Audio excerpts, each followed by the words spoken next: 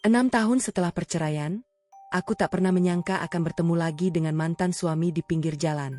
Dia bukan lagi pria yang dulu ku kenal, kini lusuh, kurus, dan mengemis. Aku bahkan tak percaya saat menyadari itu dia. Tanpa pikir panjang, aku memberinya uang belasan juta, berharap bisa membantunya bangkit. Namun saat aku hendak pergi, aku melihat seorang anak laki-laki di belakangnya. Kurus, ketakutan, dan berpakaian lusuh. Saat aku menatapnya lebih lama, jantungku langsung jatuh. Itu anakku sendiri, yang sudah 6 tahun hilang dariku. Aku mencoba memeluknya, tapi dia justru menjauh dan bersembunyi di balik ayahnya. Disitulah aku sadar, selama ini aku tidak pernah tahu apa yang sebenarnya terjadi. Dan ketika mantan suamiku akhirnya menjelaskan alasan mereka pergi, aku terpukul.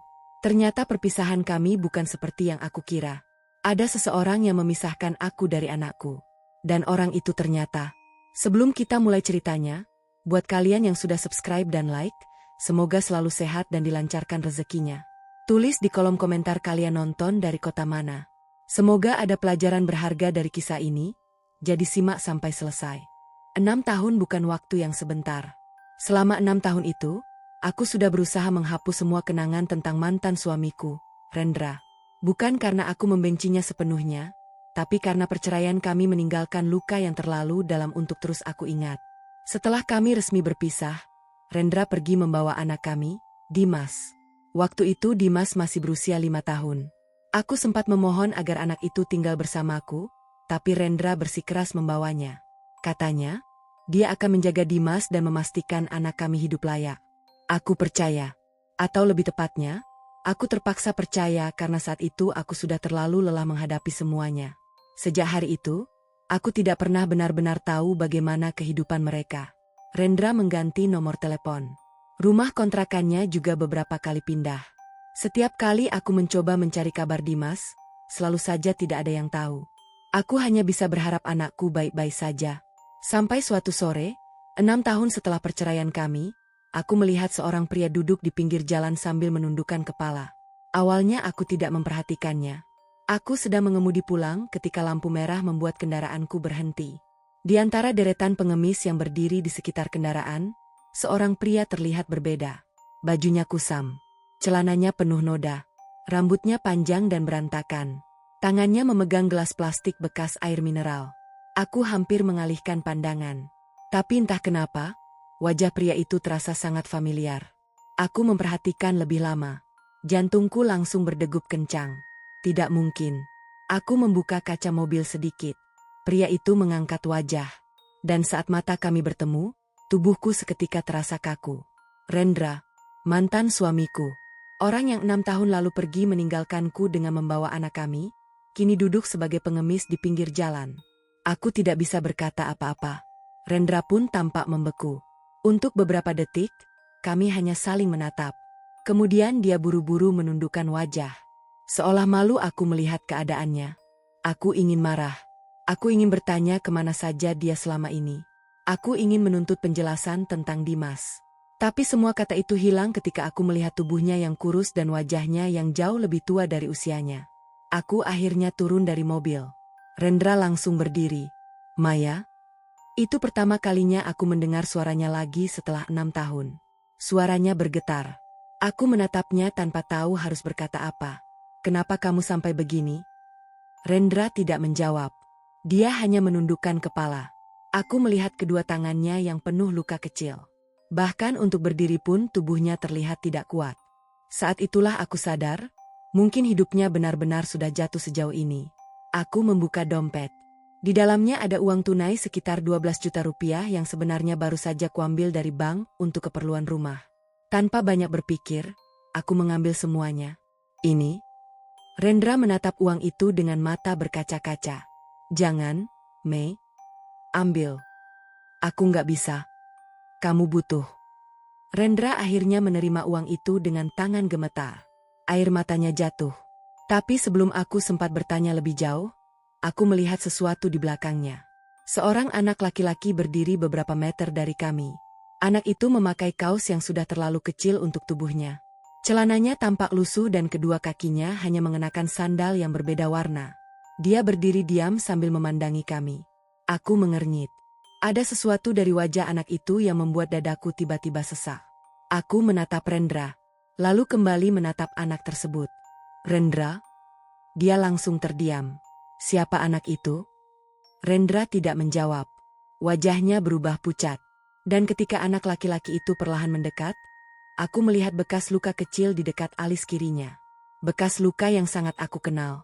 Bekas luka yang dulu kudapatkan saat menggendong anakku ketika dia masih kecil. Tanganku langsung gemetar. Dimas? Anak itu berhenti. Matanya menatapku. Namun bukannya memanggilku seperti seorang anak bertemu ibunya setelah bertahun-tahun, dia justru mundur perlahan dan bersembunyi di belakang tubuh Rendra. Saat itulah hatiku seperti dihantam sesuatu yang sangat keras. 6 tahun aku menunggu kabar anakku. 6 tahun aku membayangkan dia hidup bahagia. Tapi ternyata, anakku berdiri di depanku dalam keadaan seperti itu.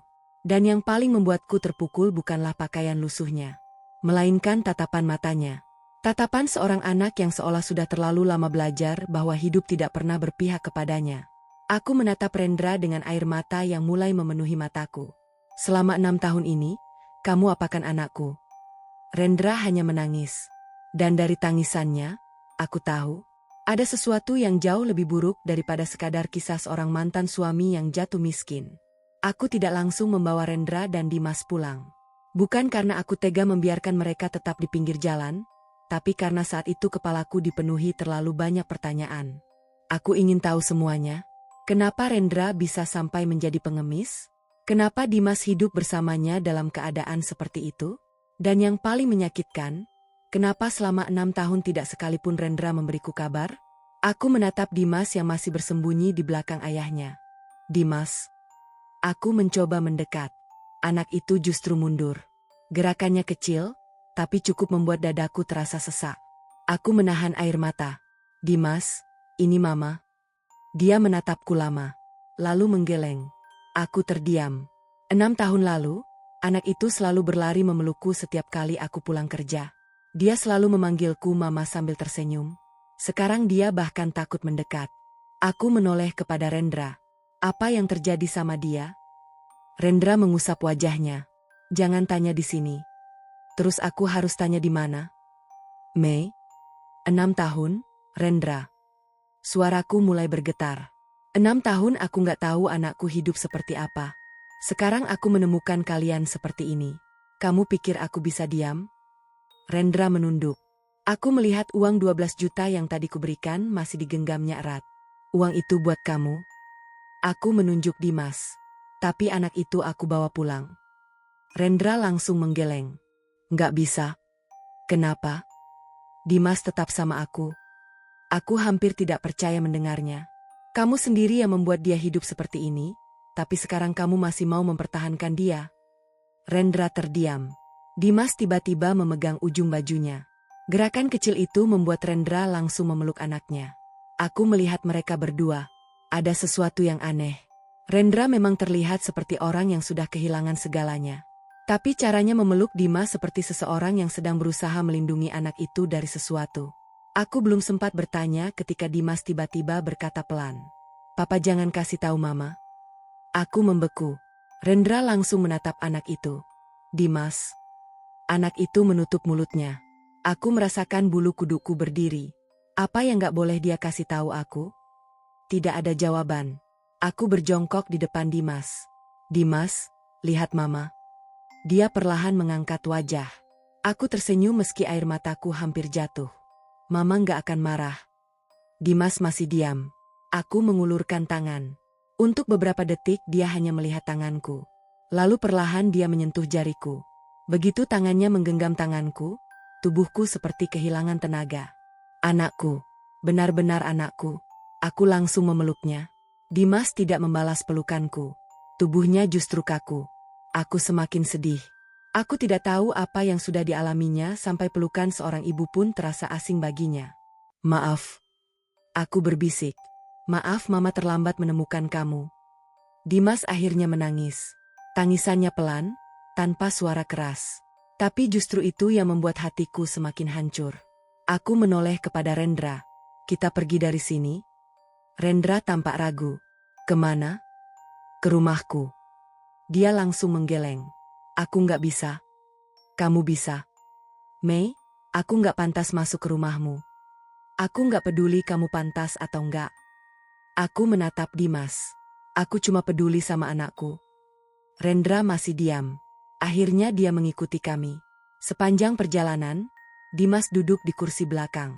Aku beberapa kali melihatnya dari kaca spion. Dia terus memeluk sebuah tas kecil yang sudah sangat kusam. Aku mencoba mengajaknya bicara. Dimas, tasnya punya siapa? Dia tidak menjawab. Isinya apa? Dimas langsung memeluk tas itu lebih erat. Aku tidak memaksa. Sesampainya di rumah, aku membawa mereka masuk. Dimas berdiri di ruang tamu sambil melihat sekeliling. Aku menunjukkan kamar yang dulu sebenarnya kusiapkan untuknya. Aku masih simpan kamar ini. Dimas hanya diam. Rendra melihat kamar itu dari jauh. Matanya berkaca-kaca. Selama ini kamu masih simpan? Aku mengangguk. Setiap tahun aku berharap kamu menghubungi aku.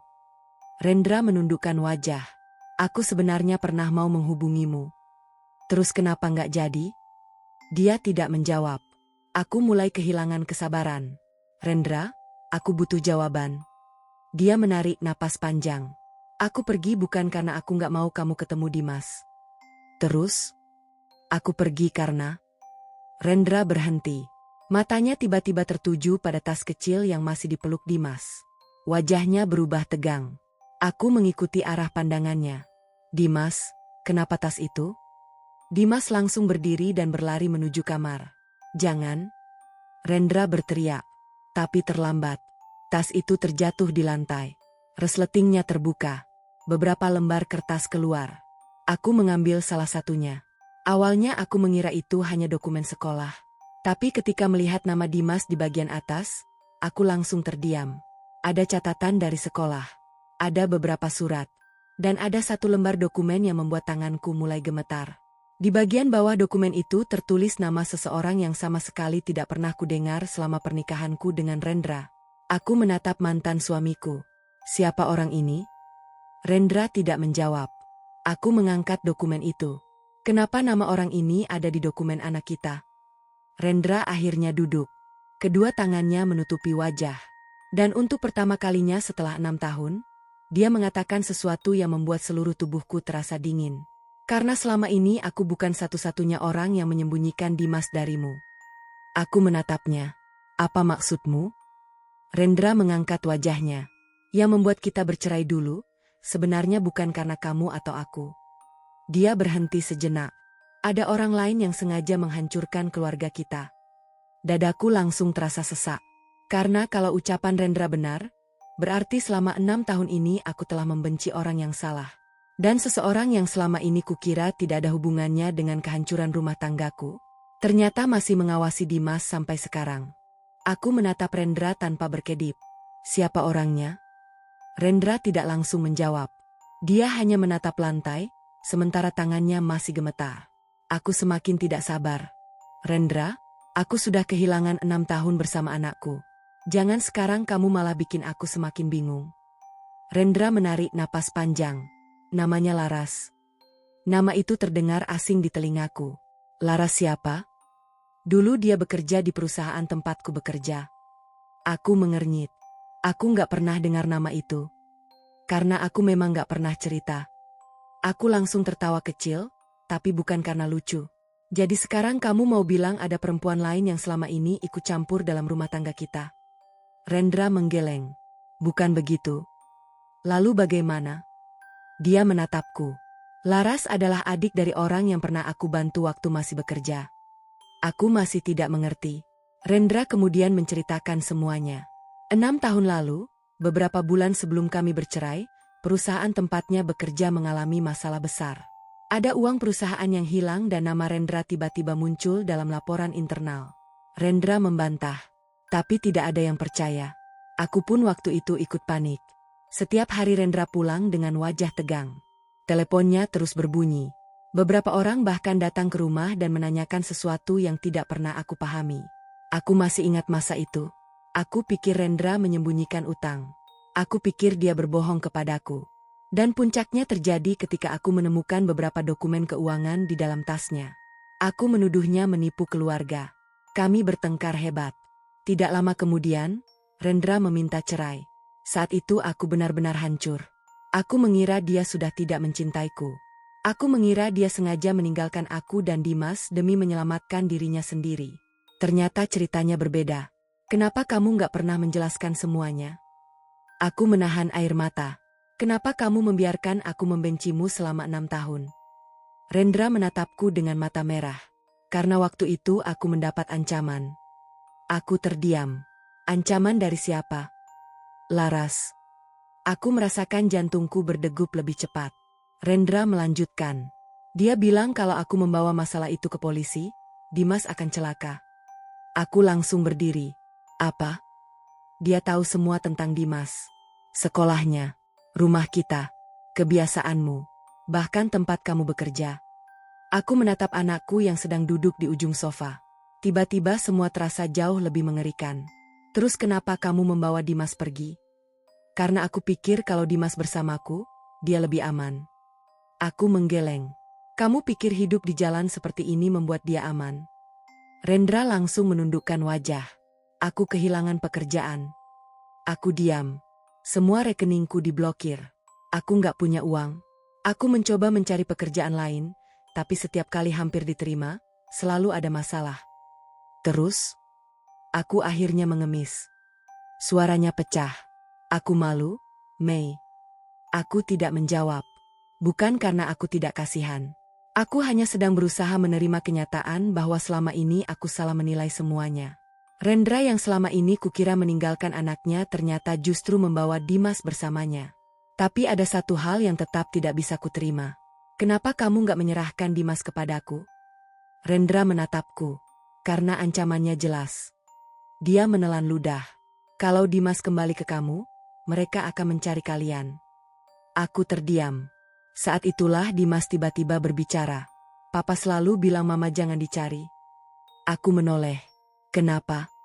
Dimas menunduk. Karena nanti orang jahat datang. Aku langsung mendekatinya. Siapa orang jahatnya? Dimas tidak menjawab. Dia hanya membuka tas kecil yang tadi terjatuh. Dari dalamnya, dia mengambil sebuah foto. Aku menerima foto itu.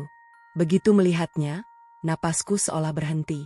Di dalam foto itu ada Rendra, ada Dimas, dan ada seorang perempuan yang tidak kukenal. Tapi bukan itu yang membuatku terpukul. Di belakang foto tersebut tertulis tanggal. Tanggal itu adalah 3 tahun setelah perceraian kami. Artinya, perempuan itu masih menemui Rendra dan Dimas setelah kami berpisah. Aku membalik foto itu lagi. Ada tulisan tangan di belakangnya. Jangan pernah bawa anak ini ke ibunya. Aku menatap Rendra. Kamu dapat foto ini dari siapa? Rendra tidak menjawab. Aku mulai merasa ada sesuatu yang tidak masuk akal. Kalau Laras benar-benar ingin menjauhkan Dimas dariku, kenapa dia masih memantau mereka? Dan kenapa ada foto yang sengaja disimpan di dalam tas Dimas? Aku memperhatikan foto itu lebih dekat. Di sudut bawah terlihat sebuah logo.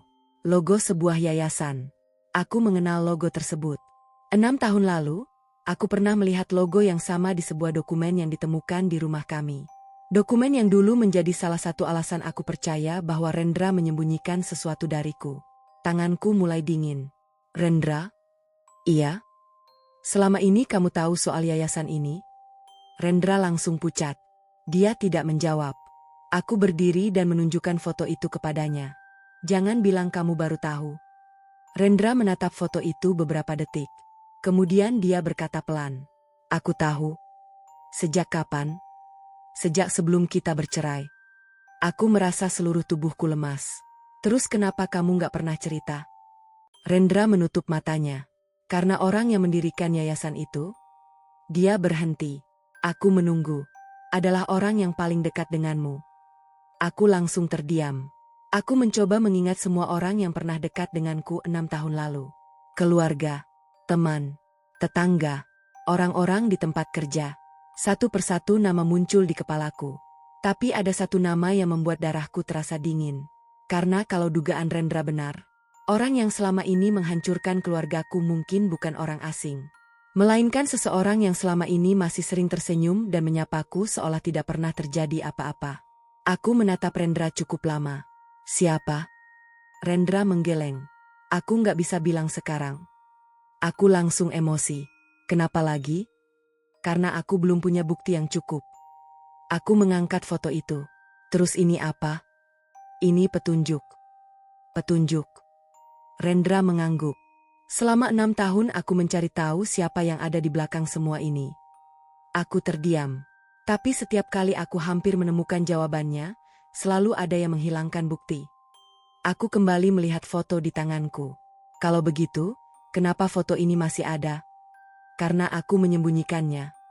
Di tas Dimas. Rendra mengangguk.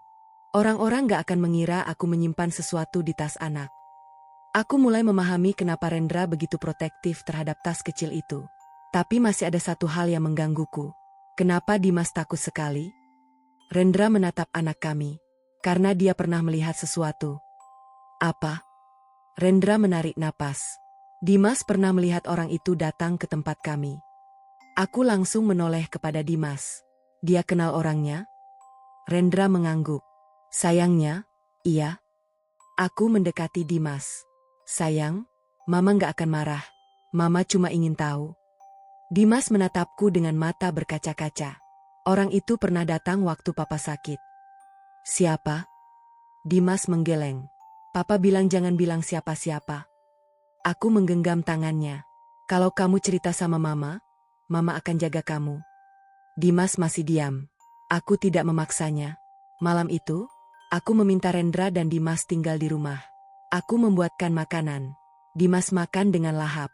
Melihatnya makan seperti itu membuatku sadar betapa banyak hal yang mungkin selama ini tidak dia dapatkan. Aku bahkan hampir menangis ketika melihat dia menyimpan sebagian lauk ke dalam saku. Dimas, kenapa disimpan? Dia terdiam. Untuk besok. Dadaku langsung sesak. Kamu gak perlu simpan. Aku mengambil piring tambahan. Kalau lapar, bilang sama Mama. Dimas menatapku. Mama gak marah? Aku menggeleng. Enggak. Untuk pertama kalinya malam itu, dia tersenyum kecil. Senyum yang langsung membuatku teringat Dimas kecil. Setelah anak itu tidur, aku duduk berdua dengan Rendra di ruang tamu. Aku ingin mendengar semuanya.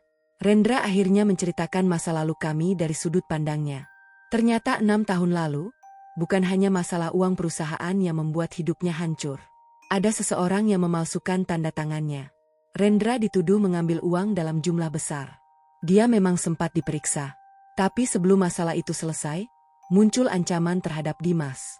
Rendra memilih diam. Dia menjual mobil, menjual beberapa barang, bahkan menghabiskan tabungan kami. Aku yang tidak tahu apa-apa mengira uang itu digunakan untuk berjudi atau membayar utang. Pertengkaran kami semakin sering. Sampai akhirnya Rendra mengusulkan perceraian. Jadi selama ini kamu sengaja membuatku membencimu. Rendra mengangguk. Aku pikir kalau kamu membenciku, kamu akan menjauh. Aku menatapnya dengan air mata. Kamu berhasil. Dia menunduk. Tapi aku gak pernah berhenti mencintai kalian. Aku tidak tahu harus marah atau menangis. 6 tahun hidup tanpa anak. 6 tahun merasa dibuang. Ternyata di balik semuanya ada ketakutan yang tidak pernah ku ketahui. Tapi aku belum bisa begitu saja memaafkan Rendra. Kalau semua ini benar, kita harus cari bukti. Rendra mengangguk. Aku punya satu orang yang mungkin bisa membantu. Siapa? Temanku dulu. Namanya Bagas. Dia masih ada? Masih. Dan dia satu-satunya orang yang tahu siapa yang memalsukan tanda tanganku. Aku langsung merasa sedikit lega. Tapi kenapa kamu gak mencarinya selama ini? Aku sudah mencari. Lalu? Dia hilang. Aku terdiam. Hilang bagaimana? Nomornya mati. Rumahnya kosong. Bahkan keluarganya pindah. Aku mulai merasa masalah ini jauh lebih besar daripada yang kukira. Tiba-tiba terdengar suara benda jatuh dari kamar. Aku dan Rendra langsung berdiri. Kami berlari ke kamar Dimas. Pintu terbuka. Dimas berdiri di dekat jendela dengan wajah pucat. Tas kecilnya berada di lantai. Aku langsung memeluknya. Ada apa? Dimas menunjuk keluar jendela. Aku melihat ke arah halaman. Tidak ada siapa-siapa. Tapi pagar depan rumahku terbuka. Padahal aku yakin tadi sudah menguncinya. Rendra langsung mengambil ponsel. Jangan keluar. Aku menatapnya. Kamu lihat sesuatu? Rendra menggeleng. Tapi wajahnya berubah tegang. Dia mengambil tas Dimas dan memeriksa isinya. Foto tadi masih ada, namun ada sesuatu yang hilang. Sebuah kertas kecil yang sebelumnya berada di dalam tas. Rendra langsung pucat. Apa yang hilang? Dia menatapku. Alamat. Alamat siapa? Bagas. Aku terdiam. Berarti seseorang baru saja masuk rumahku. Seseorang yang tahu kami sedang mencari Bagas.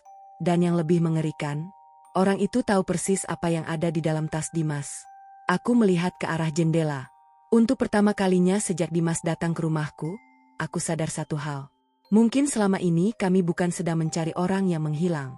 Mungkin, orang itu justru sedang mencari kami. Malam itu aku tidak bisa tidur. Setelah mengetahui ada orang yang masuk rumahku, pikiranku terus dipenuhi rasa takut. Bukan untuk diriku sendiri, tapi untuk Dimas. Aku duduk di samping tempat tidurnya sambil memperhatikan wajah anakku yang tertidur. 6 tahun aku kehilangan momen seperti ini.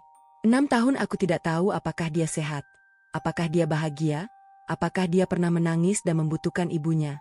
Sekarang ketika akhirnya dia kembali, justru ada seseorang yang mungkin sedang mengincarnya. Aku menggenggam tangannya. Mulai sekarang mama gak akan ninggalin kamu lagi. Dimas yang masih setengah tidur tiba-tiba membuka mata. Mama? Iya? Kalau orang itu datang, mama jangan kasih aku. Aku terdiam. Kenapa? Dimas memelukku erat. Dia pernah bilang papa akan mati kalau aku dibawa ke mama. Dadaku seperti diremas. Aku menahan air mata. Siapa yang bilang begitu? Dimas hanya menangis. Aku tidak memaksanya. Pagi harinya, aku meminta Rendra menceritakan semua yang dia ketahui tentang Bagas. Bagas adalah teman kerja Rendra 6 tahun lalu. Dia bekerja di bagian keuangan perusahaan. Menurut Rendra, Bagas adalah orang pertama yang menemukan kejanggalan dalam laporan keuangan. Dia tahu bahwa tanda tangan Rendra dipalsukan. Tapi sebelum sempat memberikan bukti, Bagas menghilang. Kenapa kamu yakin dia masih hidup? Karena 2 tahun lalu aku menerima pesan. Aku langsung menoleh. Pesan dari Bagas. Rendra mengangguk. Dia cuma menulis satu kalimat. Apa? Jangan percaya orang yang paling sering datang ke rumahmu. Aku langsung terdiam. Kalimat itu membuat pikiranku berputar. Siapa orang yang paling sering datang ke rumahku? Aku mulai mengingat masa lalu. Saat aku dan Rendra masih menikah, ada satu orang yang memang sering sekali datang. Bahkan setelah kami bercerai, orang itu masih sering menanyakan kabarku. Orang yang selalu terlihat peduli. Orang yang beberapa kali menawarkan bantuan ketika aku sedang kesulitan. Aku langsung berdiri. Rendra. Iya? Aku punya seseorang dalam pikiran. Siapa? Aku belum sempat menjawab ketika bel rumah berbunyi. Kami saling menatap. Rendra langsung berdiri. Aku berjalan perlahan menuju pintu. Dari lubang kecil di pintu, aku melihat seorang perempuan berdiri di depan rumah. Aku langsung mengenalinya. Laras. Perempuan yang selama ini hanya ku kenal dari cerita Rendra. Dia tersenyum. Aku tidak tahu harus bereaksi bagaimana. Rendra yang melihat dari belakangku langsung pucat. Jangan buka. Aku menoleh. Kenapa? Itu dia. Aku kembali melihat Laras. Perempuan itu berdiri dengan tenang. Seolah dia bukan orang yang selama 6 tahun membuat hidup Rendra berantakan. Seolah dia bukan orang yang mungkin mengancam Dimas. Bel berbunyi lagi. Kemudian terdengar suaranya. Maya, aku tahu kamu ada di dalam. Aku membeku. Rendra memberi isyarat agar aku diam. Tapi Laras kembali bicara. Aku datang bukan untuk membuat masalah. Aku tidak menjawab. Aku cuma mau mengembalikan sesuatu. Rendra berbisik. Jangan percaya. Aku menatapnya. Laras kemudian mengangkat sebuah amplop. Aku tahu kamu ingin tahu apa yang sebenarnya terjadi 6 tahun lalu. Tanganku mulai dingin. Aku punya bukti. Rendra langsung berjalan menuju jendela. Dia mengintip dari balik tirai. Laras masih berdiri di depan pintu. Kemudian dia berkata sesuatu yang membuatku semakin bingung. Kalau kamu ingin anakmu tetap hidup tenang, jangan percaya Rendra.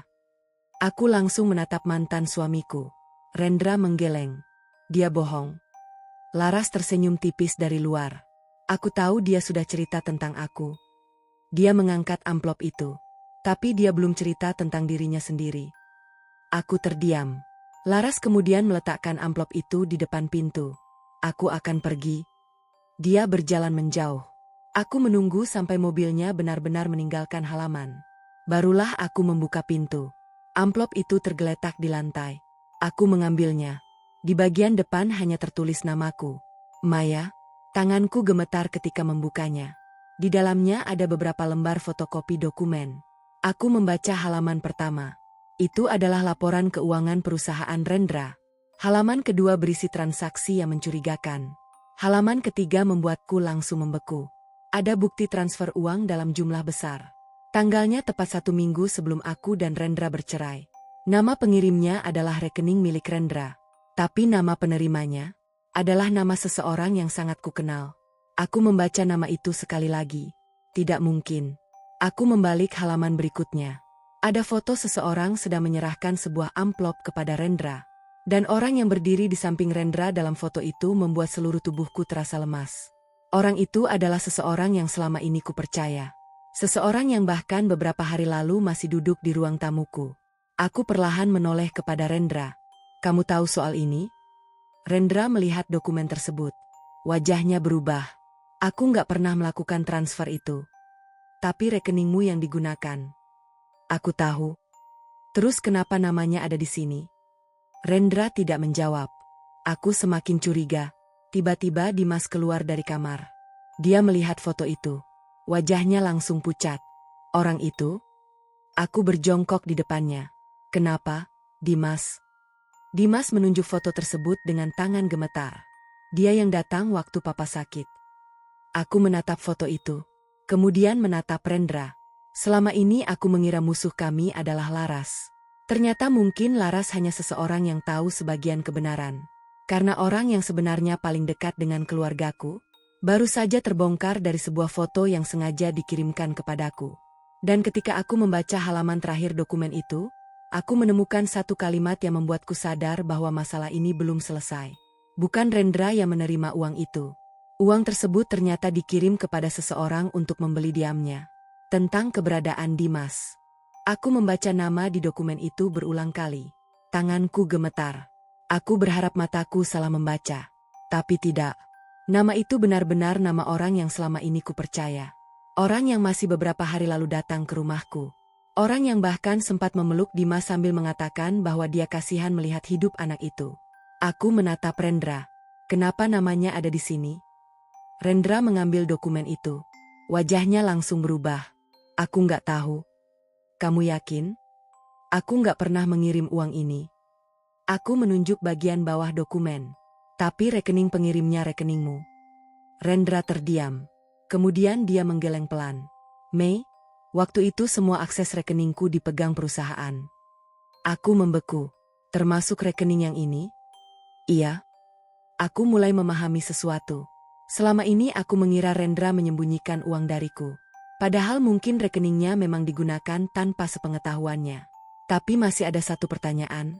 Kalau uang itu dikirim kepada orang yang kukenal, untuk apa? Aku membaca halaman terakhir. Di sana ada catatan singkat. Uang diberikan agar anak tetap bersama ayahnya dan ibu tidak mencari tahu. Aku langsung menangis. Jadi selama 6 tahun, Dimas bukan sekadar ikut Rendra. Ada seseorang yang sengaja memastikan aku tidak pernah menemukan anakku. Aku menatap Dimas. Anak itu berdiri di dekat pintu sambil memeluk tas kecilnya. Siapa orang itu, Dimas? Dia tidak menjawab. Aku mendekatinya. Dimas, kamu pernah lihat dia? Dimas mengangguk. Sering. Dia datang kemana? Tempat papa tidur. Aku merasakan sesak di dada. Dia pernah menyakiti kamu? Dimas menggeleng. Tapi dia pernah marah sama papa. Rendra langsung menatap anak itu. Kapan? Dulu. Dimas mulai menangis. Dia bilang papa harus tetap sembunyi. Aku memeluk anakku. Aku tidak peduli lagi siapa yang benar dan siapa yang salah. Yang jelas, 6 tahun hidup Dimas telah direnggut dari kami. Aku menatap Rendra. Kita harus mencari bukti. Rendra mengangguk. Tapi kita harus hati-hati. Aku sudah terlalu lama diam. Aku mengambil ponsel. Aku mau orang itu datang ke sini. Rendra langsung menahan tanganku. Jangan. Kenapa? Kalau dia memang orang di balik semuanya, kita jangan kasih tahu kalau kita sudah tahu. Aku terdiam. Rendra mengambil foto dokumen tersebut. Kita cari bukti diam-diam. Aku mengangguk. Malam itu kami menyimpan semua dokumen di tempat yang aman. Aku juga menyimpan salinan foto dan catatan transaksi. Tapi sebelum tidur, aku mendapat pesan dari nomor tidak dikenal. Kalau ingin tahu siapa yang menghancurkan keluargamu, datang sendiri besok pagi. Jangan bawa Rendra. Aku menatap layar cukup lama. Aku tidak tahu siapa pengirimnya. Tapi beberapa detik kemudian pesan kedua masuk. Aku tahu apa yang sebenarnya terjadi pada Dimas 6 tahun lalu. Jantungku berdegup kencang.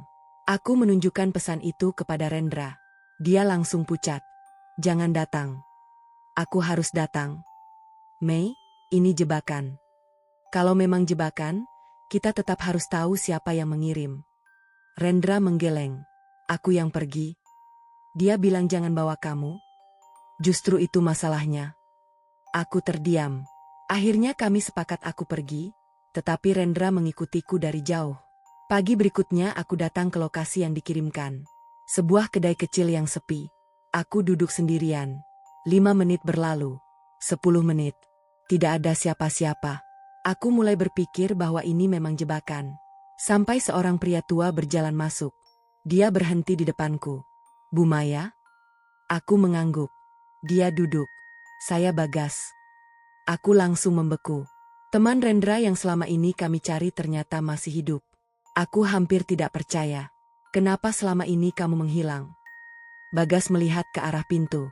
Karena saya tahu siapa yang melakukan semuanya. Siapa? Bagas belum menjawab. Dia justru mengeluarkan sebuah map coklat dari tasnya. Ini bukti asli. Tanganku langsung meraih map itu. Kenapa baru sekarang?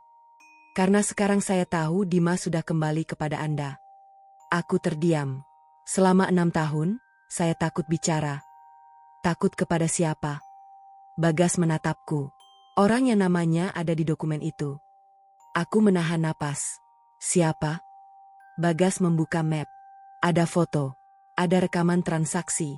Ada salinan dokumen perusahaan. Dan ada satu surat lama. Surat yang ditulis Rendra untukku 6 tahun lalu. Aku membacanya dengan mata berkaca-kaca. Isinya membuatku sadar bahwa saat kami bercerai, Rendra sebenarnya ingin menjelaskan semuanya. Tapi surat itu tidak pernah sampai kepadaku. Aku menatap Bagas. Siapa yang menahan surat ini? Bagas tidak langsung menjawab. Dia hanya menunjuk satu foto. Di foto itu terlihat seseorang mengambil surat tersebut dari kotak pos rumahku 6 tahun lalu. Aku melihat wajah orang itu. Tubuhku langsung terasa dingin. Karena orang itu adalah orang yang selama ini paling sering datang menemuiku setelah perceraian. Orang yang selalu mengatakan bahwa Rendra adalah laki-laki jahat. Orang yang selama 6 tahun membuatku percaya bahwa mantan suamiku telah menghancurkan hidup kami. Aku menutup mulut. Air mataku jatuh. Selama ini, Bagas mengangguk. Dia yang membuat Anda membenci Rendra. Aku belum sempat berkata apa-apa ketika suara kursi bergeser terdengar dari belakang. Aku menoleh. Rendra berdiri di sana. Wajahnya pucat. Tapi bukan itu yang membuatku panik. Di luar kedai, sebuah mobil hitam berhenti. Bagas langsung berdiri. Dia datang. Aku menatap keluar. Seseorang turun dari mobil. Dan ketika wajahnya terlihat jelas, aku merasa seluruh tubuhku membeku. Orang yang selama 6 tahunku percaya itu, ternyata benar-benar datang untuk menghentikan kami. Aku membeku saat melihat orang yang turun dari mobil itu. Dia adalah orang yang selama 6 tahun selalu berada di sisiku. Orang yang dulu meyakinkanku bahwa perceraian dengan Rendra adalah keputusan terbaik. Orang yang berkali-kali mengatakan bahwa Rendra sudah tidak peduli kepada Dimas. Orang yang selalu membuatku percaya bahwa mantan suamiku adalah penyebab semua penderitaan kami. Namanya Ratih. Orang yang selama ini kuanggap seperti kakakku sendiri. Ratih masuk ke dalam kedai dengan wajah tenang. Tapi begitu melihat Bagas, wajahnya langsung berubah. Kamu? Bagas berdiri. Kamu masih sama seperti 6 tahun lalu. Ratih tidak menjawab. Rendra maju selangkah. Kenapa kamu melakukan semua ini? Ratih tertawa kecil. Karena waktu itu kalian terlalu bahagia. Aku menatapnya dengan air mata. Bahagia? Ratih menatapku. Kamu punya suami, punya anak, punya rumah. Sedangkan aku kehilangan semuanya. Aku menggeleng. Jadi kamu menghancurkan keluargaku? Aku cuma mengambil apa yang menurutku tidak adil. Bagas mengeluarkan dokumen dari map. Ini bukti pemalsuan rekening, transaksi uang, dan surat ancaman. Ratih langsung panik. Kamu nggak punya hak. Semua sudah disalin. Rendra menambahkan. Dan sebagian sudah dikirim ke polisi. Ratih terdiam. Aku baru sadar bahwa Rendra ternyata sudah menghubungi polisi sebelum datang ke kedai. Beberapa menit kemudian, 2 petugas masuk. Ratih tidak bisa lagi mengelak. Satu demi satu kebohongannya terbongkar. 6 tahun lalu, Ratih bekerja sama dengan orang di dalam perusahaan untuk memalsukan transaksi menggunakan rekening Rendra. Dia kemudian membuat Rendra terlihat seperti pelaku. Ketika Rendra mencoba melawan, Ratih mengancam akan menyakiti Dimas. Rendra akhirnya memilih diam. Ratih juga yang mengambil surat yang ditulis Rendra untukku. Dia memastikan surat itu tidak pernah sampai. Dia kemudian terus mengatakan kepadaku bahwa Rendra meninggalkan kami karena perempuan lain. Aku menangis mendengar semuanya. Ternyata selama 6 tahun aku hidup dengan kebencian yang sengaja ditanamkan seseorang. Dan sementara aku membenci Rendra, Rendra justru hidup di jalan demi memastikan Dimas tetap aman. Sebelum dibawa pergi, Ratih menatapku. Maya? Aku tidak menjawab. Aku cuma iri. Aku menatapnya. Iri bukan alasan untuk menghancurkan hidup orang lain. Ratih menundukkan wajah. Petugas membawanya pergi. Aku berdiri diam. Semua terasa seperti mimpi. Rendra mendekat. Mei. Aku menatapnya. Kenapa kamu gak pernah melawannya dari dulu? Aku takut Dimas kenapa-kenapa. Aku menangis. Dan kamu memilih kehilangan aku? Rendra menunduk. Iya. Kenapa? Karena aku pikir kehilangan kamu lebih baik daripada kehilangan kalian berdua. Aku tidak bisa menahan tangis. 6 tahun. 6 tahun kami hidup terpisah karena sebuah kebohongan. Aku kemudian menoleh kepada Dimas. Anakku berdiri di dekat pintu. Aku menghampirinya. Dimas. Dia menatapku. Mulai sekarang kamu tinggal sama Mama. Dimas diam. Kemudian dia berlari dan memelukku. Untuk pertama kalinya setelah 6 tahun, anakku memanggilku dengan suara yang sangat pelan. Mama. Aku langsung menangis. Aku memeluknya sekuat tenaga. Maaf, Nak. Dimas menangis di pelukanku. Aku kira Mama gak mau aku. Kalimat itu membuat hatiku benar-benar hancur. Aku menggeleng berkali-kali. Mama gak pernah berhenti mencari kamu. Rendra berdiri beberapa meter dari kami. Aku melihatnya. Laki-laki yang dulu menjadi suamiku. Laki-laki yang pernah membuatku sangat marah. Laki-laki yang ternyata selama 6 tahun menanggung hidup yang begitu berat demi anak kami. Aku berjalan mendekatinya. Aku belum bisa melupakan semuanya. Rendra mengangguk. Aku ngerti. Tapi aku juga gak mau terus membencimu. Matanya berkaca-kaca. Terima kasih. Aku menyerahkan kembali sebagian uang yang dulu kuberikan kepadanya. Dia menggeleng. Jangan. Ambil. Aku gak butuh sebanyak itu. Aku tersenyum tipis. Gunakan untuk mulai hidup lagi. Rendra akhirnya menerima. Beberapa bulan kemudian, kasus Ratih dan orang-orang yang terlibat diproses secara hukum. Bagas juga memberikan seluruh bukti yang selama ini disimpannya. Nama Rendra akhirnya dibersihkan dari tuduhan lama. Aku tidak langsung kembali menjadi istrinya. Kami tidak memaksakan sesuatu yang sudah pernah hancur. Tapi untuk Dimas, kami belajar menjadi 2 orang tua yang hadir. Rendra mendapat pekerjaan baru. Dia tidak lagi mengemis. Dimas kembali sekolah. Dan perlahan, anakku kembali menjadi anak yang ceria. Suatu malam, aku sedang merapikan kamar ketika Dimas masuk. Mama? Iya? Dulu Mama kasih Papa uang 12 juta, kan? Aku tersenyum. Iya? Kenapa? Aku terdiam sebentar. Karena waktu itu Mama melihat Papa sebagai orang yang sedang membutuhkan pertolongan. Dimas tersenyum. Padahal Papa juga butuh Mama. Aku terdiam. Kalimat sederhana itu membuat mataku berkaca-kaca. Ternyata uang 12 juta yang kuberikan hari itu bukanlah akhir dari cerita. Itu justru menjadi awal dari pertemuan kembali sebuah keluarga yang selama 6 tahun dipisahkan oleh kebohongan. Aku pernah mengira Rendra adalah orang yang menghancurkan hidupku. Aku pernah mengira anakku telah melupakanku. Aku bahkan pernah mengira 6 tahun yang hilang tidak akan pernah bisa kembali. Ternyata aku salah. Memang ada waktu yang tidak bisa dikembalikan. Ada luka yang tidak bisa langsung sembuh. Tapi selama masih ada kejujuran, keberanian untuk mengakui kesalahan, dan kemauan untuk memperbaiki keadaan, sebuah keluarga yang hancur pun masih bisa menemukan jalan untuk pulang. Dan sejak hari itu, aku tidak lagi melihat Rendra sebagai mantan suamiku yang pernah membuatku terluka. Aku melihatnya sebagai ayah dari anakku. Seorang pria yang pernah jatuh sampai menjadi pengemis, tetapi tetap berusaha menjaga anaknya dengan caranya sendiri. Sementara Dimas adalah alasan kenapa kami akhirnya berhenti saling menyalahkan dan mulai belajar saling memaafkan. Karena ternyata, 6 tahun perpisahan tidak benar-benar menghapus keluarga kami. Hanya membuat kami terlambat menyadari betapa berharganya keluarga yang selama ini kami perjuangkan.